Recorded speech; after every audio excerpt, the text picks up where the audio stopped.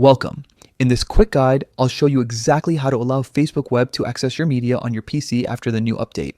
If you've recently noticed that your photos or videos aren't loading properly, or you can't upload media directly from your browser, don't worry, this simple process will fix it. First, open your web browser and go to Facebook's website. Once the homepage loads, take a look at the top of your screen, right next to the web address bar. You'll see a small icon. It might look like a lock or a circle with an eye inside. Click on it.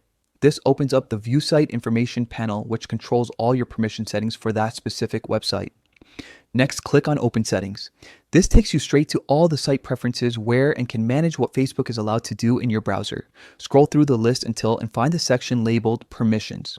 Under that, click on More Settings Permissions. This is where you'll be able to manage access to different features like location, microphone, camera, and images.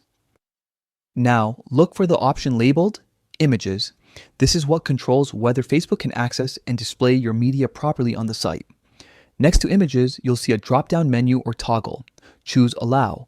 With this option turned on, Facebook will have permission to show photos, load profile pictures, and let you upload or view your own media without any issues.